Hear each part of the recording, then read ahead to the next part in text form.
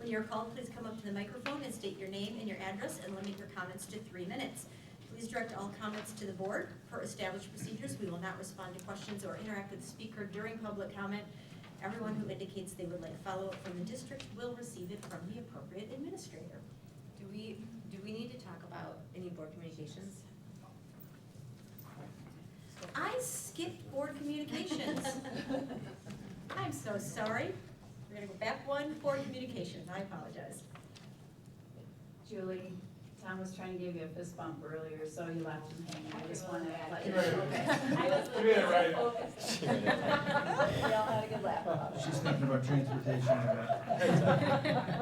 That was your board communication, Holly? That was my board communication. We were laughing about it over here. Oh, yeah. All right.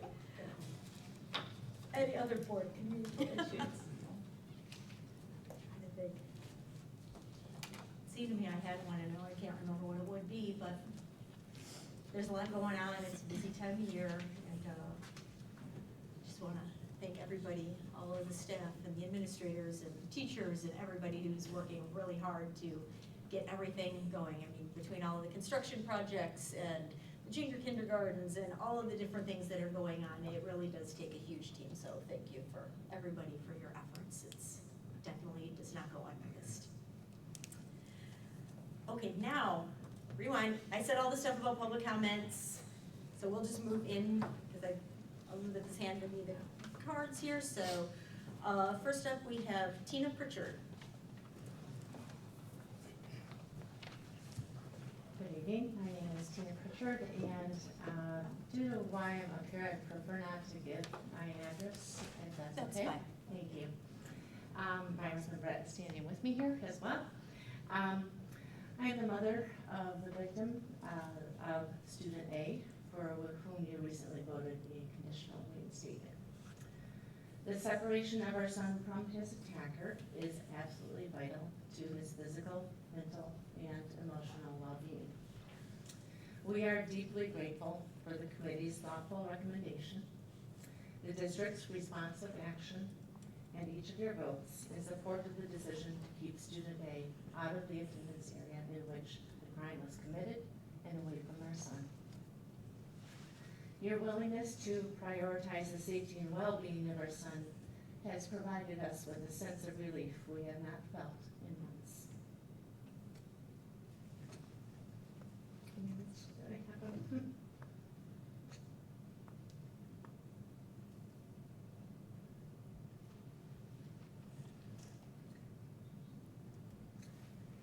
As you know from our victim impact statement, the past 9 months have been extraordinarily difficult for our family.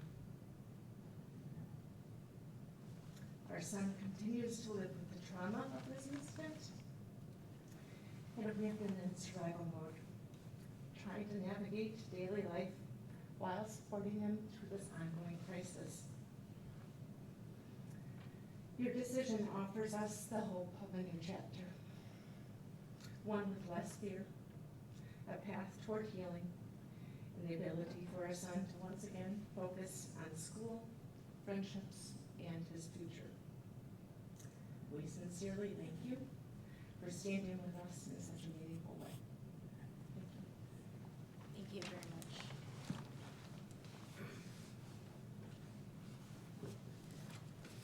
Vincent Monahar.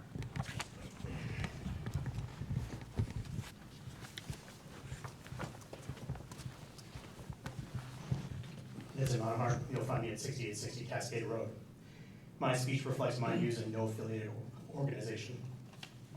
I'm disappointed that the board book changes were approved by you today in their present form.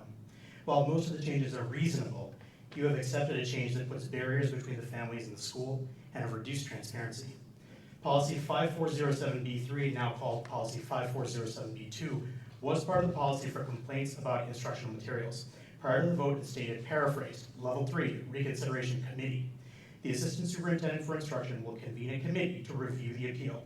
The Reconsideration Committee will review the parent's written objection and forward their recommendation to the Board of Education Curriculum Committee at their next regularly scheduled meeting. The Board of Education authorizes the Board Curriculum Committee to review the documents and make a decision on the request. The decision of the Board Curriculum Committee is final. It is now paraphrased, level 3, Assistant Superintendent for Instruction. The Assistant Superintendent for Instruction will review the parent's written objection and will issue a written recommendation. The Assistant Superintendent of Instruction's decision is final. The board is a representative of we the people. We elected you. We expect you to approve new curriculum, but also to actively monitor the curriculum and help parents protect their children from any unintended erosion of their family values. We trust you to help us because your seat on the board is contingent on our perception of you as our representative through popular election. Scott Haight is an appointee of the administration, and not even Ben Kirby's administration, but Dan Beam's administration. By making this change, you have given repeal power to an unelected bureaucrat who is not directly accountable to the parents. He has no incentive to favor the values of families. His job is not contingent on the community virtues being upheld, but rather on the reputation of the school system. This can conflict with religious, cultural, and other values held by individual parents and families. There is still time to repeal 5407B and return it to the 24-25 version. Doing so maintains the board's authority to assess current curriculum on a case-by-case basis. And unlike the administration, you are incentivized through popular election to consider our viewpoints and values. If you repeal the change and maintain your authority, you provide a check and balance to the administration and serve as a voice of empowerment for all parents. Repeal 5407B, restore it to 2024 version for the good of the community. Good day. Thank you, Dr. Meinhardt. Brill.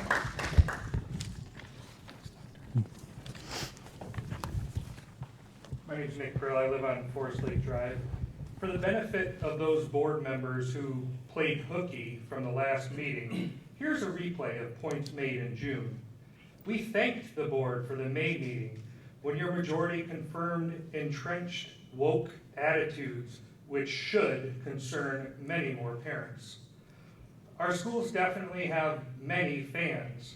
They know about bright and shiny programs worthy of praise, but do not know what they do not know.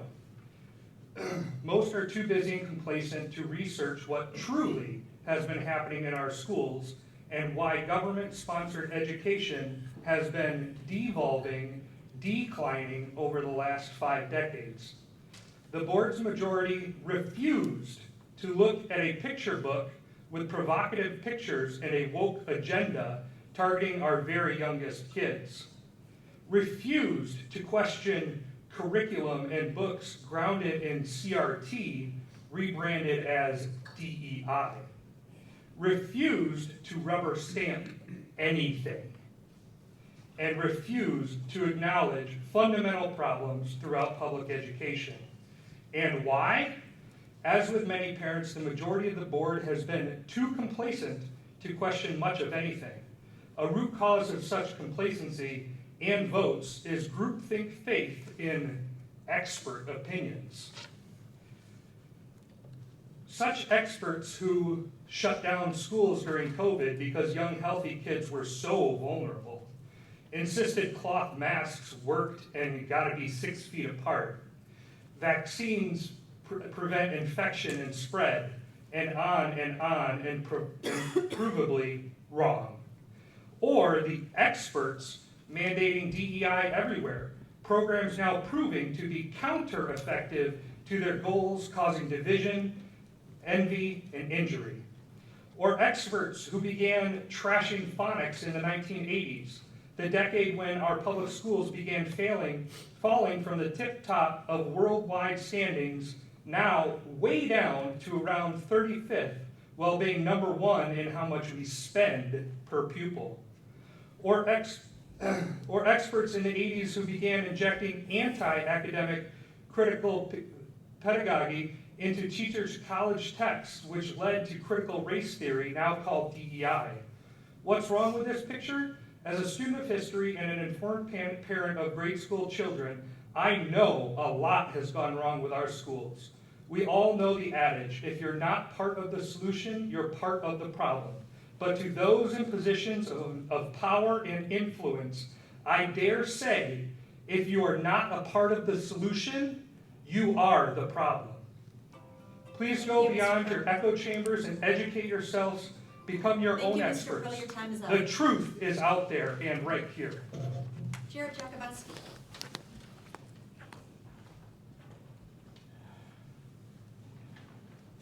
Jared Jakubowski in the White House on White Hills.